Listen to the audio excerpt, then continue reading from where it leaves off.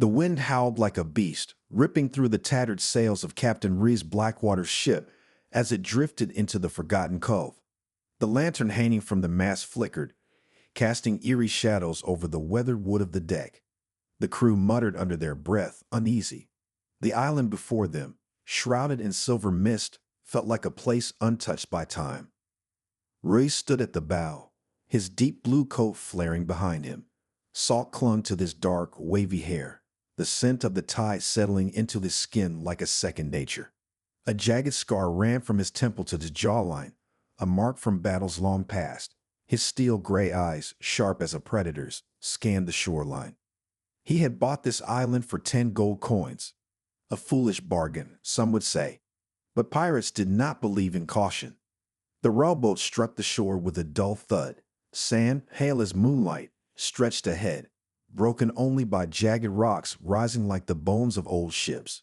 No birds sang. No wind stirred the palms. It was too quiet. Rees stepped onto the land, boots sinking slightly into the damp earth. The crew hesitated. The silence pressed down on them like a hand over their mouths. "This place reeks of magic," murmured Elias Redfin, his quartermaster. The old sailor's weathered face twisted in distrust. "No island should be this still." "Then why don't you ask the one who sold it to me?" Rice said dryly. Elias scoffed.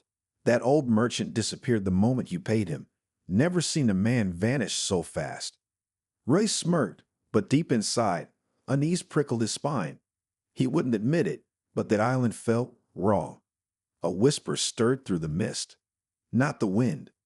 A voice. Faint, beckoning. Rise turned sharply. His hand instinctively went to the hilt of his cutlass. The mist curled at his feet, slithering over the sand like living tendrils. And then he saw her. A woman stood at the water's edge, half hidden by the shifting fog. Her silver-white hair cascaded in wild waves over her bare shoulders, shimmering under the pale moonlight. Eyes like the deep sea, endless, knowing, and sorrowful, stared into his. She was unlike any woman he had ever seen. Ethereal, almost unreal. And yet, she was very real. The tide lapped at her feet, wrapping around her legs like a lover's embrace. When she moved forward, the water clung to her skin, revealing the iridescent shimmer of scales along her thighs. A mermaid. Rise had heard legends of them. Men who chased their songs never returned. Sailors who caught their gaze were lost to the sea forever. Yet he could not look away. "You should not have come here," she whispered, her voice carrying through the still air. It was not a threat. It was a warning. Rise tilted his head, a slow grin playing at his lips. "I bought this island, you see. Thought I'd take a look at what I own." The mermaid did not smile. Her gaze flickered to the mist, as if watching something unseen.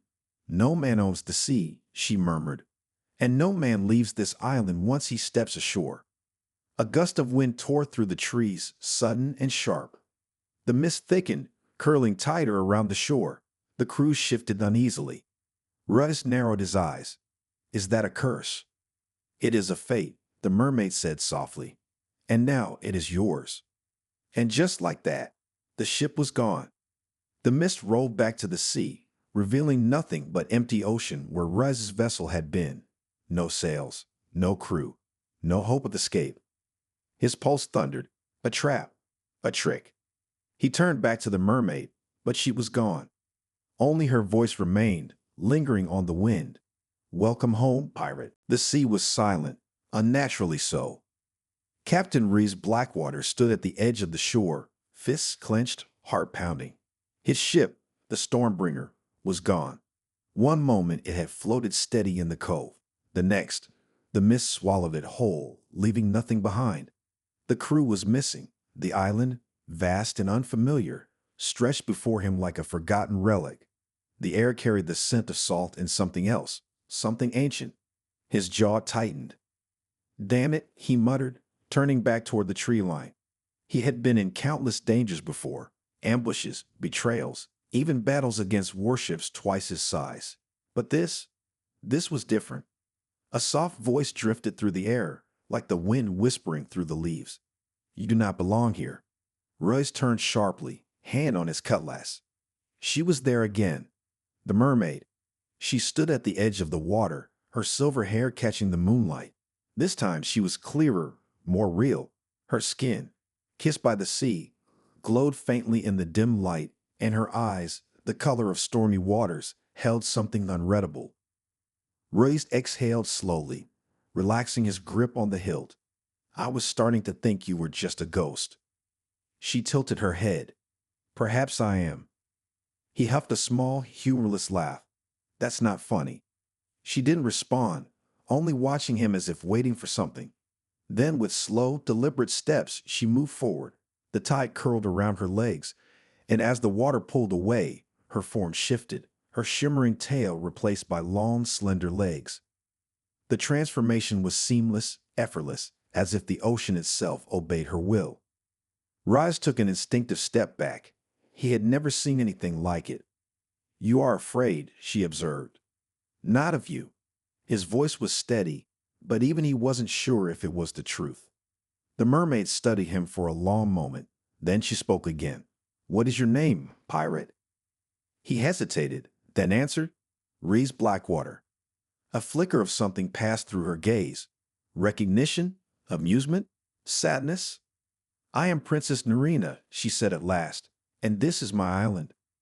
Princess, that was unexpected.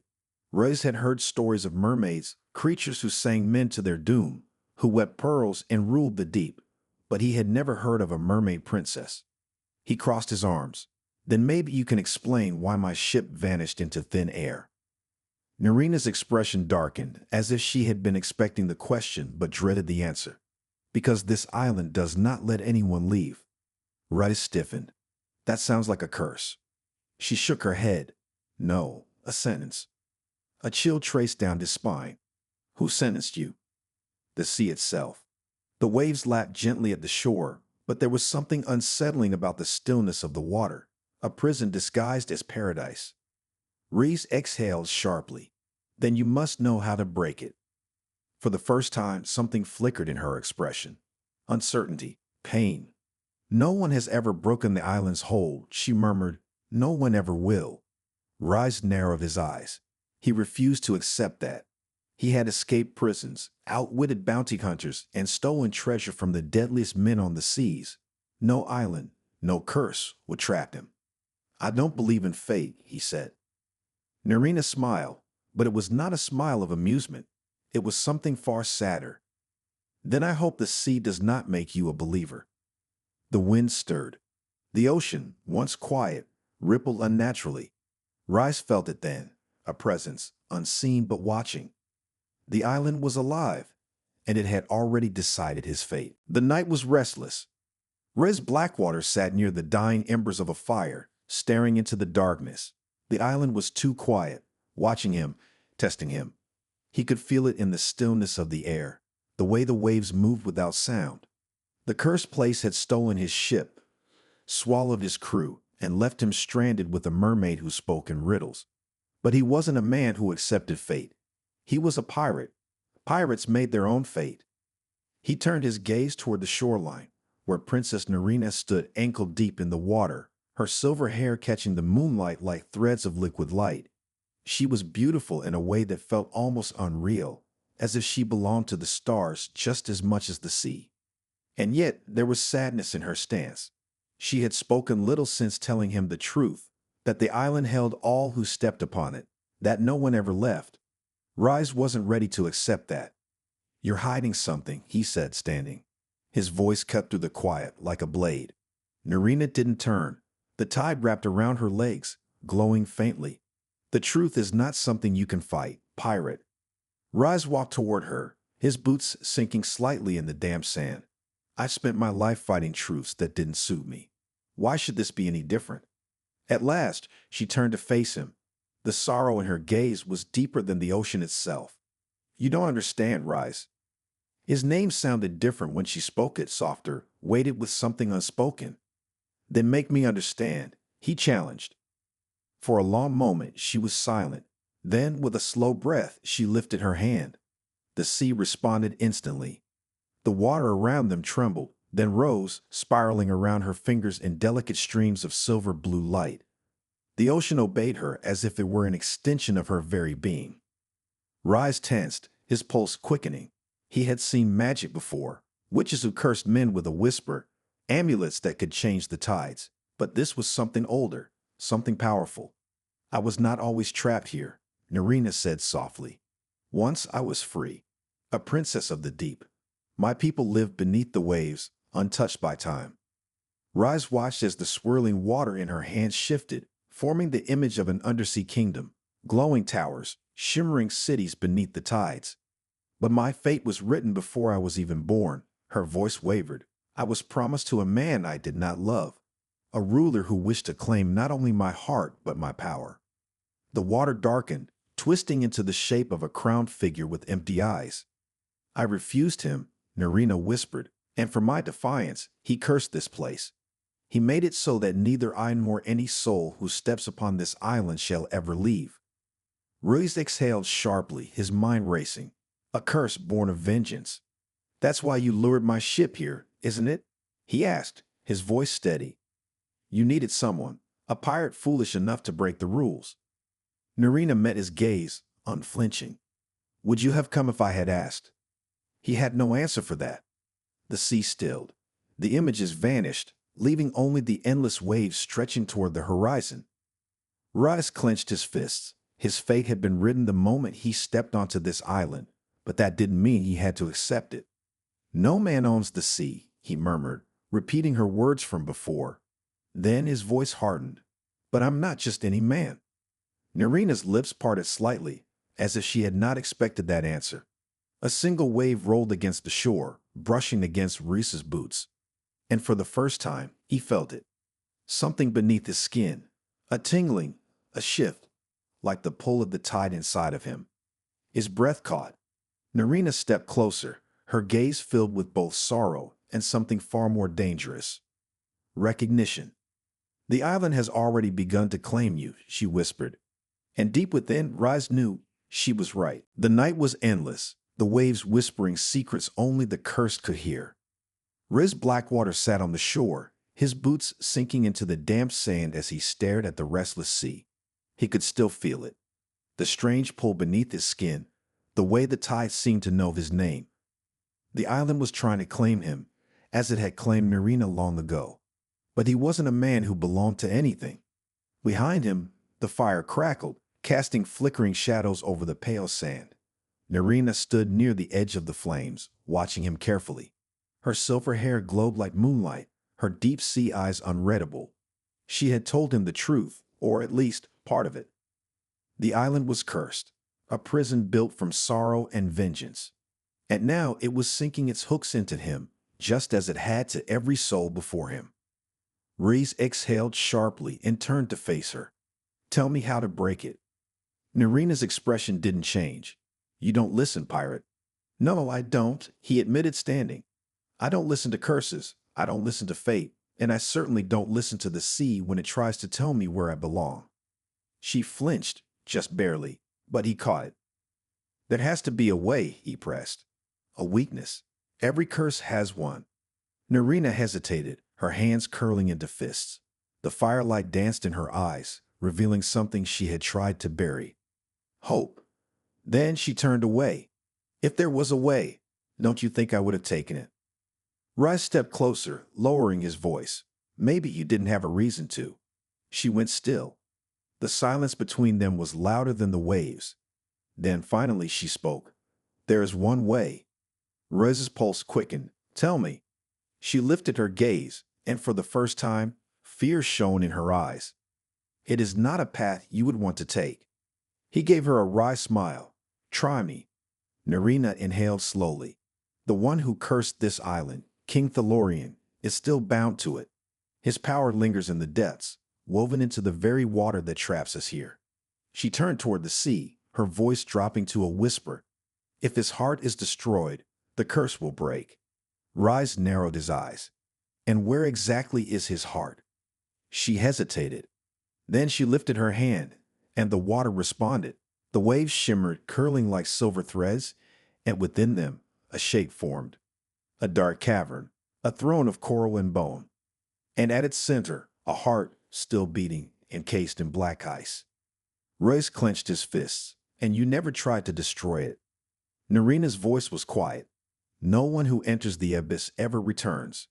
He should have been afraid. Any sane man would have been. But Rise had spent his life chasing impossible things: gold, glory, freedom. And now, standing before a woman who had given up hope, he felt something stronger than fear: determination. He turned to Narina, stepping closer. That it's a good thing I'm not just anyone. Something flickered in her gaze, a storm brewing beneath the waves. Rise. It was the first time she had said his name without mocking him, without distance. Just his name, soft and unguarded. He reached out, gently brushing a strand of silver hair from her face.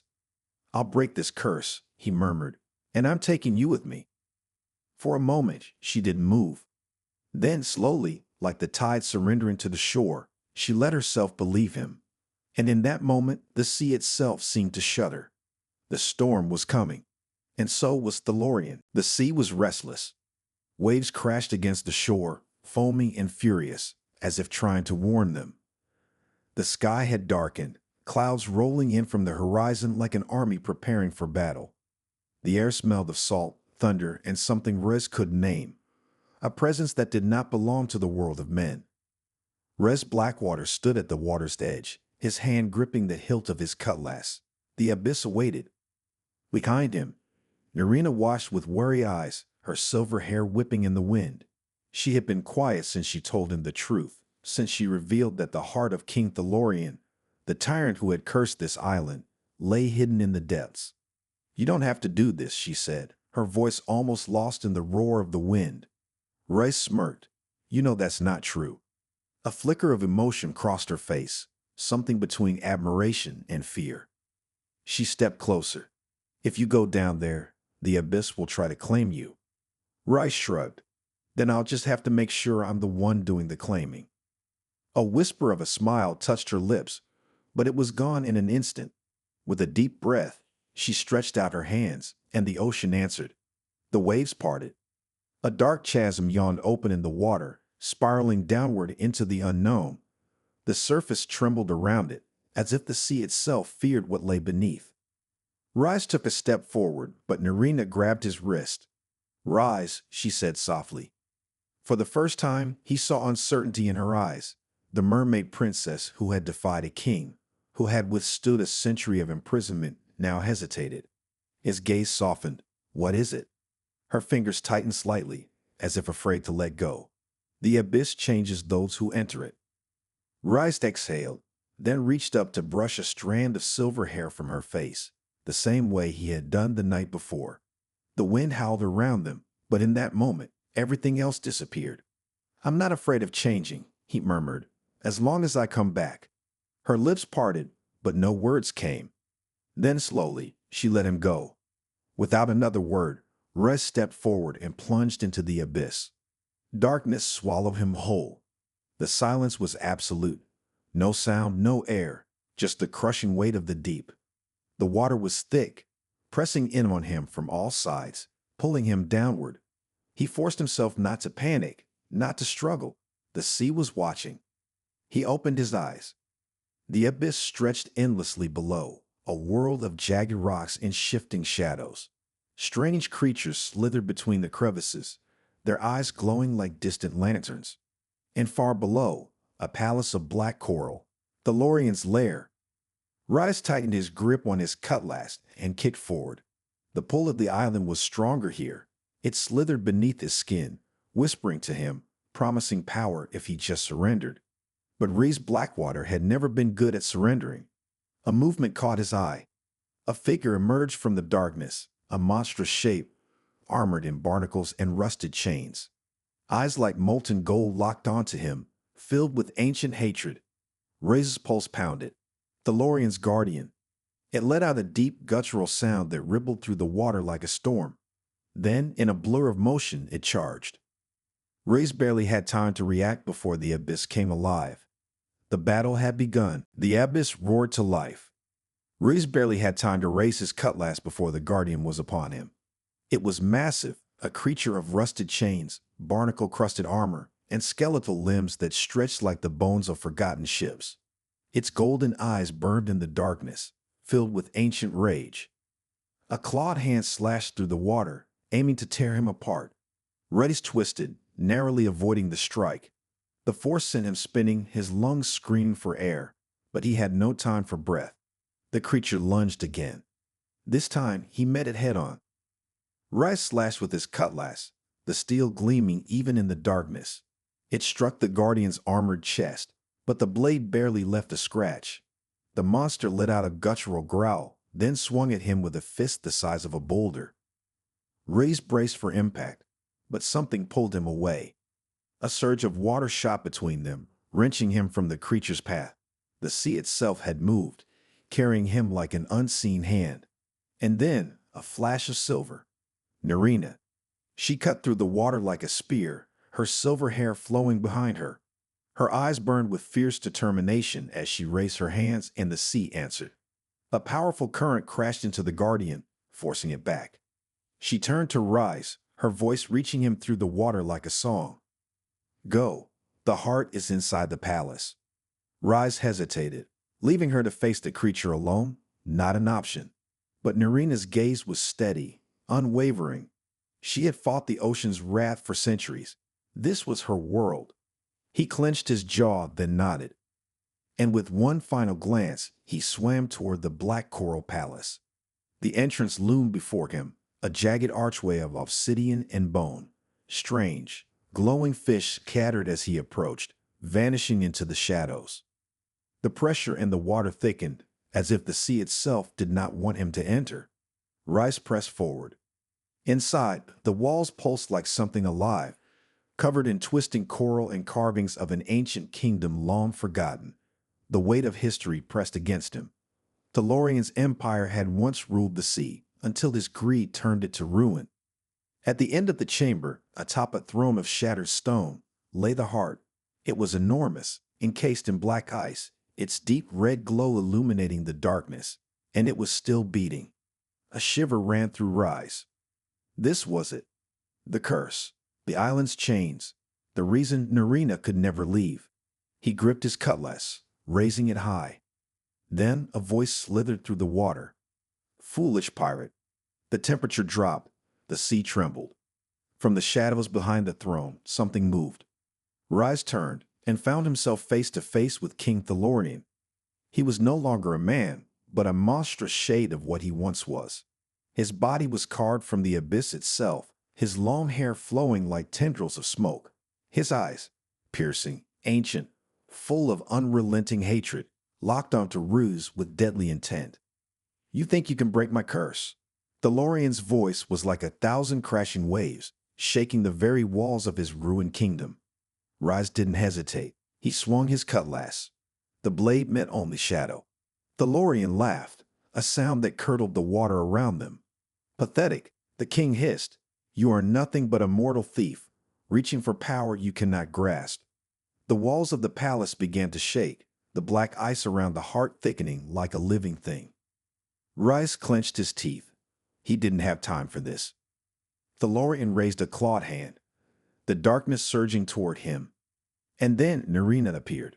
She burst into the throne room, silver hair flowing like a comet's tail, her eyes burnt with defiance. No, Tellurian, it ends today. The king snarled. You dare defy me, Nerina? She lifted her hands, and the entire ocean answered. A tidal wave of power crashed through the throne room, sending Tellurian reeling. Reyes saw his chance. He gripped his cutlass, charged forward, and plunged his blade into Tellurian's cursed heart. The world shattered. The abyss screamed. And the curse began to break. The moment Reyes' blade pierced the cursed heart, the abyss screamed. A shockwave of energy exploded outward, rippling through the throne room like a storm tearing through the sea. The ice encasing the heart cracked, deep red light spilling through the fractures. The entire palace trembled, as if waking from a long, haunted dream. Reyes felt the force slam into him, sending him tumbling through the water. His vision blurred, his lungs burned. But he forced himself to focus. He had to finish this. The black ice around the heart began to shatter, piece by piece. The twisted coral walls of the throne room crumbled, their dark grip on the ocean breaking. The whispers that had filled the abyss for centuries went silent. And then, a terrible roar. King Thalorian was not dead. The fallen king floated before them, his form flickering between shadow and flesh. His once golden eyes burned like dying stars, his face twisted in fury and disbelief. "You dare defy me?" His voice shook the water, sending jagged shards of coral spinning through the depths. Dark tendrils lashed out, seeking to reclaim the heart. Rice swam toward it, but Nerina was faster. Her silver hair flared around her like a halo as she reached out, placing both hands over the wounded heart. A deep, ancient light surged through her. Thalorian's scream echoed through the abyss. No. He lunged forward, but the ocean itself resisted him, a force far older and greater than his curse. Nerina's voice rose, a song carried through the depths. The water around them glowed, pulsing with the heartbeat of the sea. And then, the heart shattered completely. A final blast of energy tore through the throne room. Thalorian let out one last, shattering cry before his form dissolved into nothingness. His shadowy essence scattered like dust in the water. The curse was broken. For the first time in 100 years, the ocean was free. The silence that followed was deafening. Riz gasped, struggling to steady himself. His limbs ached, his mind swam, but he was alive. The palace walls, once twisted by dark magic, were crumbling into ruins. And Nerina, she floated in the water, eyes closed, her body bathed in shimmering light. "Nerina!" Riz swam to her, catching her before she could sink further. He pulled her close, shaking her gently. "Come on, open your eyes." For a moment, nothing. Then her eyelids fluttered, her deep blue eyes met his. A soft, tired smile touched her lips. "We did it," she whispered. Ruddis let out a breath he hadn't realized he was holding. He cupped her face, brushing back a strand of silver hair. "Yeah, we did." She blinked, as if adjusting to a world no longer bound by shadows. "The ocean feels different." Ruddis glanced around. The dark abyss that had once surrounded them was now vibrant, alive. Schools of glowing fish darted through the water. The black coral had turned pale, its corruption fading. And then he felt it, the island. The invisible force that had trapped them both for so long had disappeared. "Nerina," his voice was quiet, awed. "You can leave."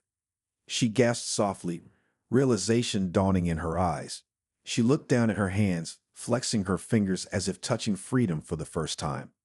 A sudden laugh escaped her, light, breathless, full of life. "I can leave." Ruddis grinned, holding her close. "Then let's get out of here." She nodded, then hesitated. Her gaze softened as she searched his face. "Rise." He knew that look. There was something else, something more. But before he could speak, the ruins began to collapse. The ocean shuddered around them as the palace's foundations gave way.